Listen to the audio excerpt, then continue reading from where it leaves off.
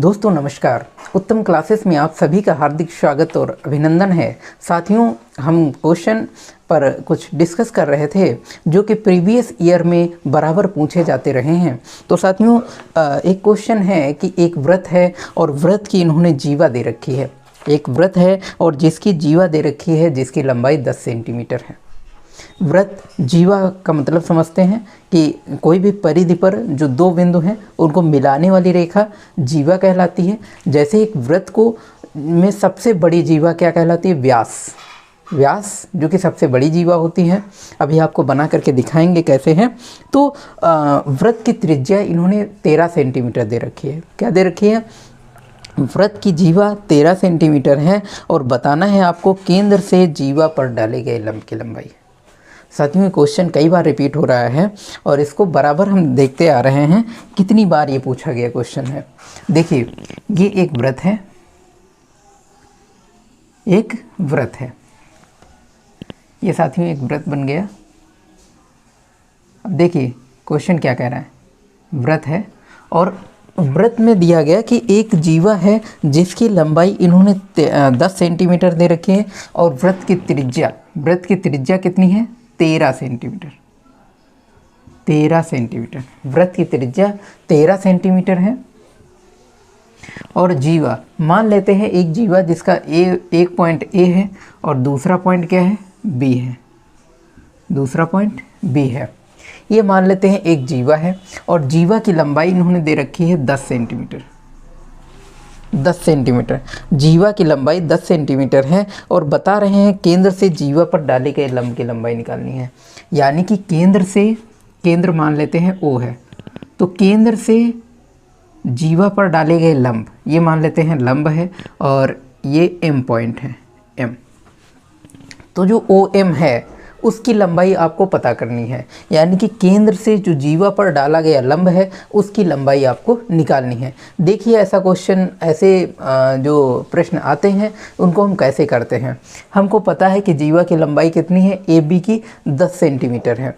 देखिए अगर वो केंद्र से और इस जीवा पर डाला गया लंब, जो लंब डाला गया है वो हमेशा क्या करेगा? वो हमेशा AB को यानी कि जीवा को अर्धक करेगा। कितना? AM बराबर AB, MB, AM बराबर MB।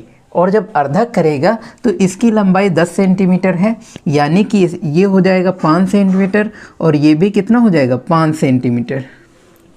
तो ये दोनों कितने हो जाएंगे? 5 सेंटीमीटर।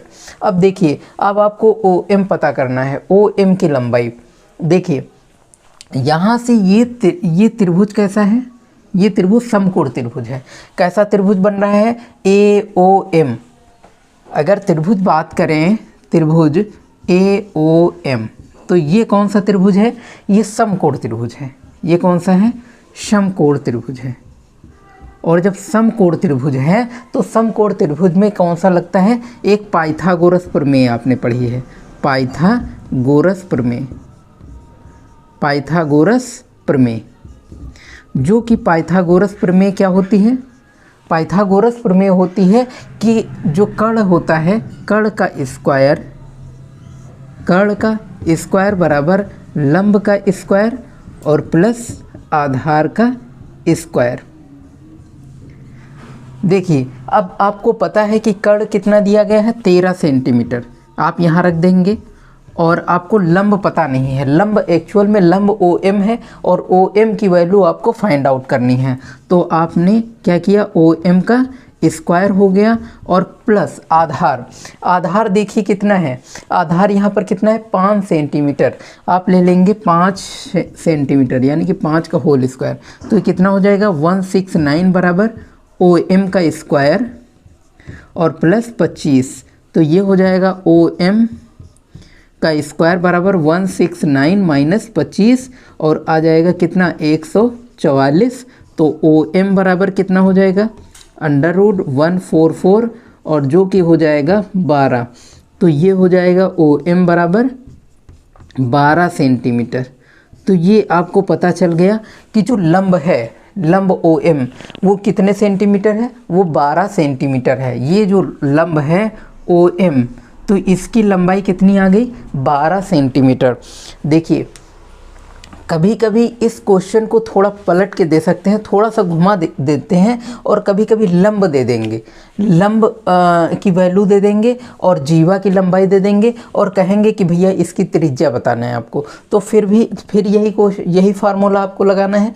कभी कभी हमेशा याद रखिए कि इस त्रिभुज में कैसा, जब लंब डाला जाएगा, जब किसी त्रिभुज में लंब डाला जाएगा केंद्र से और जीवा पर लंब, तो जाहिर सी बात है वो समकोण त्रिभुज बनेगा। और जब समकोण त्रिभुज बनेगा तो हमेशा इस फार्मूले से हम सॉल्व करेंगे, बहुत आसानी से हम लंबाई निकाल लेंगे। देखिए अगला प्रश्न क्या दे रखा है, कह रहा है कि कोई वृत्त है, कोई वर्ग है, यदि किसी वर्ग के विकर्ण को दुगना कर दिया जाए, यदि किसी वर्ग के विकर्ण को दुगना कर दिया जाए तो उसका क्षेत्रफल क्या होगा। देखिए यदि कोई वर्ग है, यदि कोई वर्ग है, एक मान लेते हैं कोई वर्ग है, ये कोई वर्ग है A B C D, ये कोई वर्ग है, ये कोई वर्ग है। और कह रहा है, प्रश्न ये कह रहा है कि यदि कोई वर्ग के विकर्ण को दुगना कर दिया जाए, विकर्ण को दुगना कर दिया जाए तो उसका क्षेत्रफल क्या होगा। यदि कोई वर्ग है और वर्ग के विकर्ण को कितना कर दिया जाए, विकर्ण, ये वर्ग का विकर्ण ये है, और विकर्ण मान लेते हैं कि थोड़ी देर के लिए डायगोनल, इसको D से प्रेजेंट करते हैं। मान लेते हैं AC की लंबाई कितनी है, D है। तो इस कह रहे हैं कि इस D को दुगना कर दिया जाए तो वर्ग का क्षेत्रफल में क्या इफेक्ट पड़ेगा। देखिए मान लेते हैं इस वर्ग की भुजा कितनी है, A सेंटीमीटर, कितनी है A, थोड़ी देर के लिए A सेंटीमीटर मान लेते हैं। तो जब A है वर्ग की भुजा, तो हम देखते हैं कि हमने पढ़ा है डायगोनल। देखिए यहाँ से अगर ये समकोण त्रिभुज है, थोड़ी देर के लिए ये त्रिभुज, हम कोई भी एक त्रिभुज ले लेते हैं, तो त्रिभुज ABC, त्रिभुज ABC, ABC में हम देखते हैं इन त्रिभुज ABC में अगर हम देखें तो यहाँ से क्या आ रहा है, देखेंगे कि ये कर्ण हो गया, यानी कि डायगोनल का स्क्वायर बराबर A का स्क्वायर प्लस A का स्क्वायर, और ये कितना आ गया 2A का स्क्वायर बराबर D का स्क्वायर, यानी कि जो A स्क्वायर आया उसकी वैल्यू कितनी आई, D स्क्वायर अपॉन 2, ये आ गया। यानी कि A स्क्वायर और A स्क्वायर आपने पढ़ा क्या है, A स्क्वायर क्षेत्रफल होता है, भुजा का स्क्वायर क्या होता है, क्षेत्रफल होता है। तो यानी कि क्षेत्रफल जो एरिया आपका निकला, वर्ग का एरिया, वो कितना निकला, D का स्क्वायर अपॉन, यानी कि डायगोनल विकर्ण का स्क्वायर अपॉन 2। अगर डायगोनल यहाँ पर आपने कहा कि यदि डायगोनल क्या हो जाए, D बराबर 2D हो जाए, कितना हो जाए, D की वैल्यू 2D हो जाए, तब देन तो क्या प्रभाव पड़ेगा एरिया पर, तो आपने प्रभाव क्या पड़ेगा, A बराबर क्या हो जाएगा, D की वैल्यू जहाँ है वहाँ 2D रखेंगे और का होल स्क्वायर बराबर 2, तो A बराबर क्या हो जाएगा 4 इंटू D स्क्वायर अपॉन 2। अब D स्क्वायर अपॉन 2 की वैल्यू आप देख रहे हैं कितना है, A एरिया के बराबर है, A बराबर D स्क्वायर अपॉन 2, यानी कि A बराबर कितना हो जाएगा 4A। तो एरिया कैसा हो जाएगा, मान लेते हैं ये क्षेत्रफल पर क्या प्रभाव पड़ेगा, जो एरिया है उस पर क्या प्रभाव पड़ेगा कि एरिया वो 4 गुना हो जाएगा। जब डायगोनल 2 गुना होगा तो एरिया किसी भी वर्ग की बात करें तो जब भी डायगोनल 2 गुना होगा तो एरिया 4 गुना बढ़ जाएगा। तो इस प्रकार से ये प्रश्न लगा लेंगे।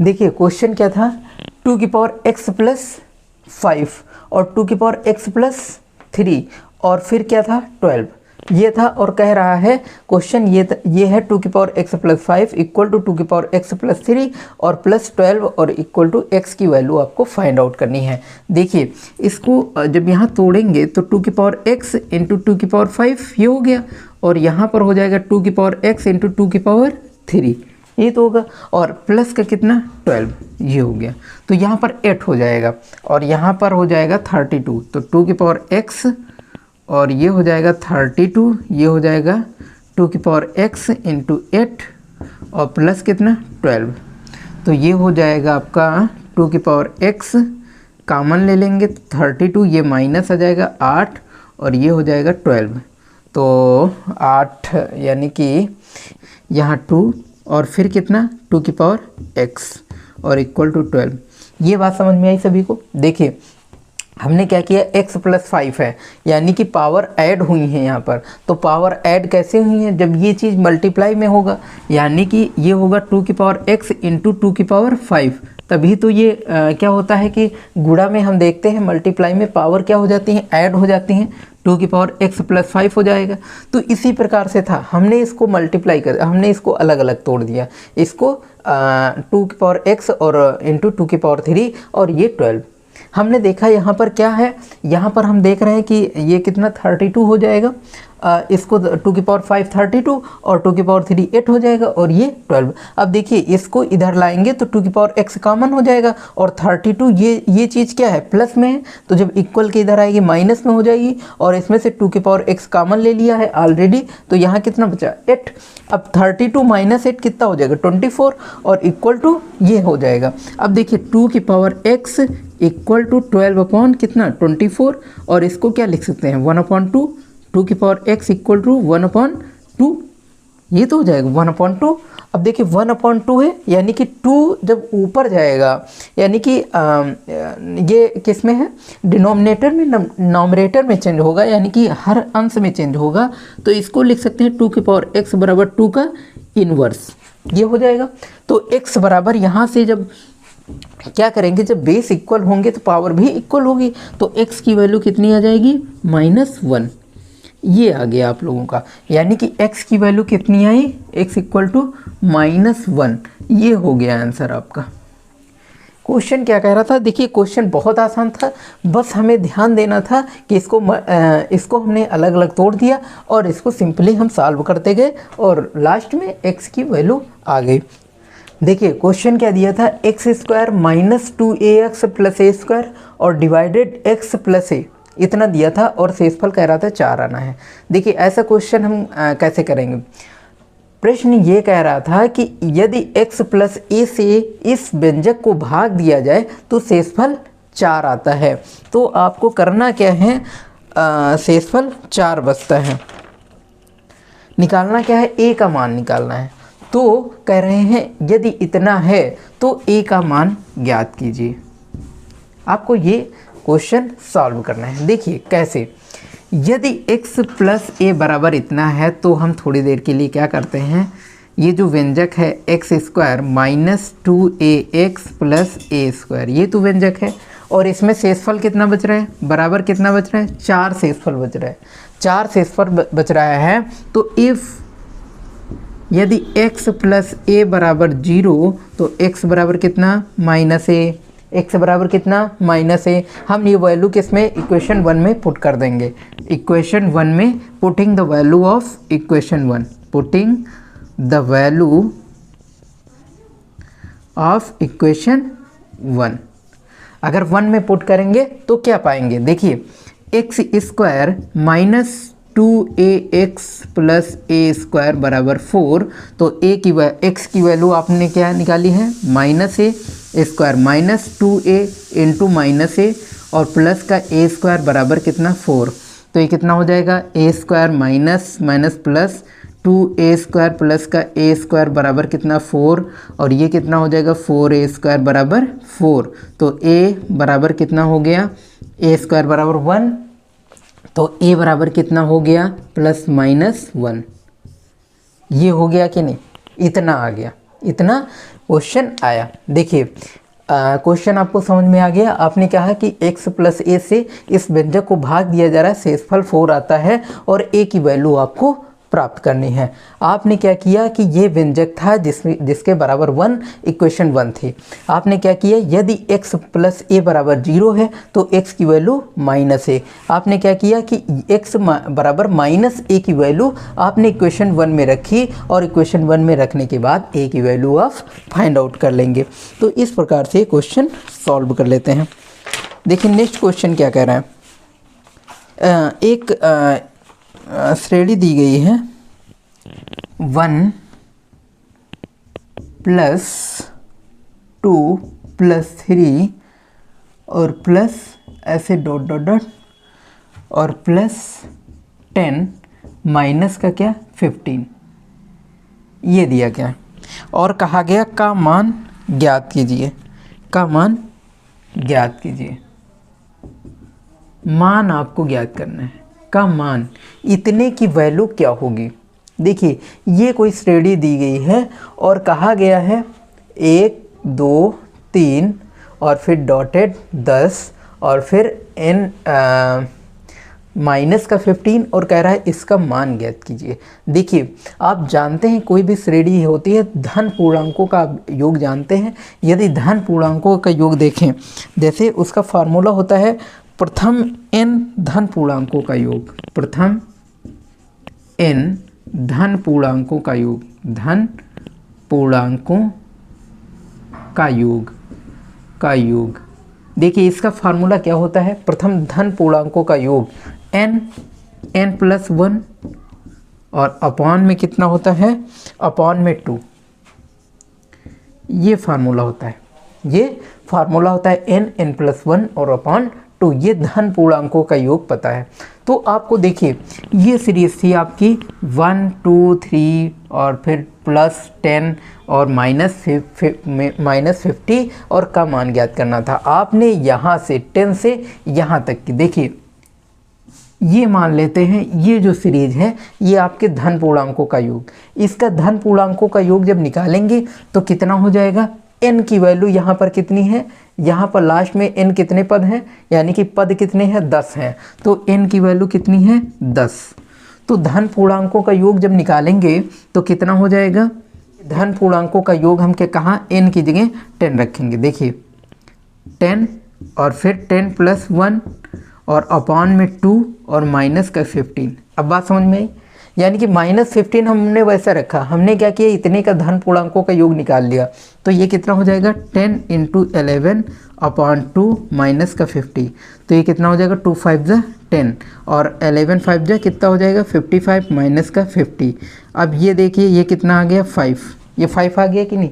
तो ये तुम्हारा कितना हो गया आंसर, ये क्या हो गया इतना आंसर हो गया, ये हो गया आपका आंसर। इस व्यंजक का आंसर इस प्रकार से हम सॉल्व कर लेंगे इसको। ये सीरीज़ थी और इस सीरीज़ में कह रहा था कि इस सीरीज़ में आपको इसकी वैल्यू पता करनी थी। आपने क्या किया कि धन पूर्णांकों का योग का फार्मूला होता है n प्लस 1 और अपॉन 2।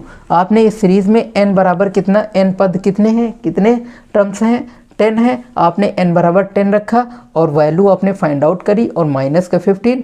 तो ये वैल्यू आई 15 और 55 माइनस 50 और आंसर कितना आ गया 5, जो कि आंसर हो गया।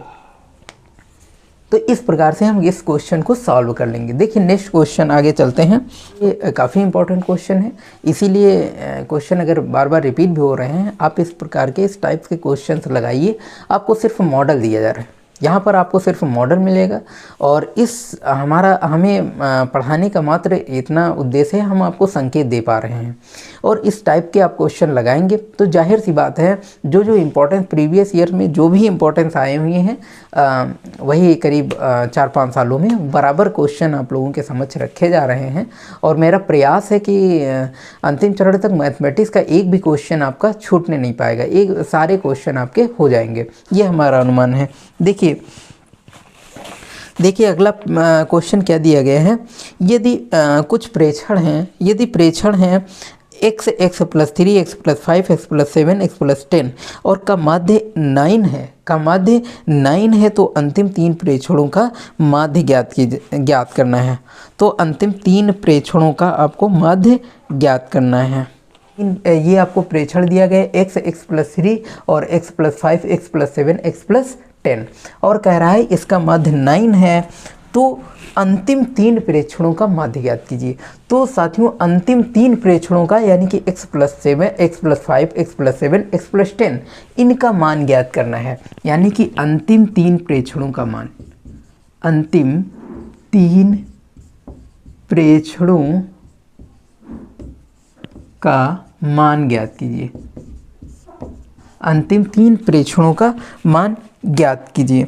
देखिए अब आपको पता है इसका माध्य कितना है 9 है, तो हम कैसे निकालेंगे। देखिए इसमें पद कितने हैं हम जानते हैं कि इसका फार्मूला क्या होता है कि माध्य बराबर क्या होता है जी पदों का योग अपॉन कितने पद हैं। देखिए आप देख रहे हैं कि माध्य आपको माध्य बराबर क्या होता है कुल पदों का योग, कुल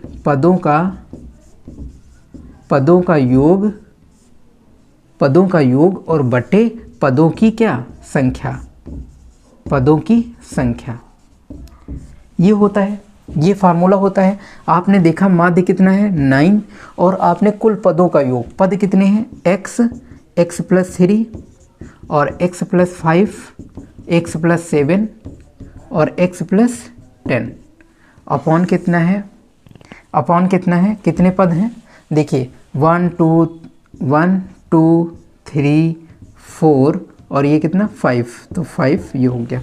अब देखिए टोटल कितना हो गया 9 × 5 = 45, तो 45 बराबर कितना हो गया 1 2 3 4 5 5 यक्स और प्लस ये कितना हो गया 3 5 3 8 8 7 15 और 15 10 कितना 25, तो ये कितना हो गया 5x बराबर 45 माइनस कितना 25, तो ये कितना हो जाएगा 5 से 5 0 और ये हो गया 2, 5 x बराबर 2, तो x बराबर कितना हो गया 5 के 20, तो x बराबर कितना हो गया 4, ये हो गया x बराबर कितना 4। तो ये आपका हो गया क्या कितने पद हैं आपके, कितने पद हैं 9। ये आपने कहा अंतिम प्रेक्षणों का मान ज्ञात कीजिए, तो x की वैल्यू आपको पता होगी। अब अंतिम 3 प्रेक्षण कौन कौन से हैं, अंतिम 3 प्रेक्षण आपको पता है, यानी कि अंतिम 3 प्रेक्षण, 3 प्रेक्षण देखिए पहला प्रेक्षण क्या हो गया x प्लस कौन सा x + 3, पहला कौन सा प्रेक्षण हो गया सॉरी हाँ तीसरा x + 5 हो गया, x + 5 यानी कि कितना हो गया x + 5 जो कि हो गया, देखिए इधर लिख लेते हैं अंतिम 3 प्रेक्षण। पहला प्रेक्षण है x + 5 ये वाला, फिर दूसरा ये, तीसरा ये, अंतिम 3 प्रेक्षण यही तो है। तो x + 5 की वैल्यू कितनी हो जाएगी 4 + 5 यानी कि 9 हो जाएगी, और दूसरा प्रेक्षण कितना है x + 7, तो कितना हो जाएगा 4 + 4 + 7 और ये कितना हो जाएगा 4 + 7 बराबर 11, और तीसरा प्रेक्षण क्या है लास्ट वाला x + 10 यानी कि 4 + 10 तो बराबर कितना हो जाएगा 14, तो ये हो जाएगा आपका 9 और 11 और 14। अब कह रहा है अंतिम 3 प्रेक्षणों का मान ज्ञात करना है कि माध्य ज्ञात करना है। देखिए मान ज्ञात करना होगा, तो अंतिम 3 प्रेक्षणों का मान ये निकल आया। और अगर यही क्वेश्चन ये कह रहा होता कि अंतिम 3 प्रेक्षणों का मान और माध्य ज्ञात कीजिए, और माध्य भी पता करना है, तो मान आपका निकल आया 3 प्रेक्षणों का। अब अगर माध्य कहे, अब अगर 3 प्रेक्षणों का माध्य कहे तो इस प्रकार से निकाल लेंगे, यानी कि माध्य बराबर 3 प्रेक्षणों का माध्य कितना हो जाएगा 9, पदों की संख्या कितनी 9 11 और 14 ये हो जाएंगे तीनों पद, और अपान में पद कितने हैं 3 हैं, तो ये माध्य कितना हो जाएगा, इसको ऐड कर लेंगे 11 9 20 20 10 30 और 4 कितना 34/3, 20 10 30 4 34 34/3 ये आपका आ गया माध्य, ये आपका आ गया माध्य। तो इस प्रकार से तीनों पदों का अंतिम 3 पदों का अंतिम 3 प्रेक्षणों का माध्य ज्ञात कर लेंगे और माध्य का मान ऐसे ज्ञात कर लेंगे। तो इस प्रकार से ये क्वेश्चन होगा। देखिए प्रेक्षण दिए गए थे, आपने क्या किया माध्य बराबर पदों का योग बटे पदों की संख्या, और इस फार्मूले से पूरा क्वेश्चन निकल जाएगा। यानी मेन कॉन्सेप्ट क्या है, ये माध्य बराबर कुल पदों का योग बटे कुल पदों की संख्या। देखिए अगला क्वेश्चन क्या है, बहुत इजी है, आपको थोड़ा सा समझना है। देखिए क्या कह रहा है x प्लस 1/x बराबर x प्लस 1/x बराबर 5 और x² प्लस 1/x² की वैल्यू आपको फाइंड आउट करनी है, यानी कि x² प्लस 1/x²। तो इस प्रकार के क्वेश्चन जाहिर सी बात है आपको पता है कि x प्लस 1/x बराबर 5 है, तो यदि स्क्वायरिंग बोथ साइड कर दें, क्या कर दें स्क्वायरिंग बोथ साइड, आप दोनों तरफ क्या कर दें, स्क्वायर कर दें, तो आप क्या हो जाएगा, x 1/x का होल स्क्वायर बराबर कितना हो जाएगा, 5 का स्क्वायर, तो ये हो जाएगा a square plus B square और प्लस कितना 2a इंटू बी और बराबर कितना हो जाएगा 25।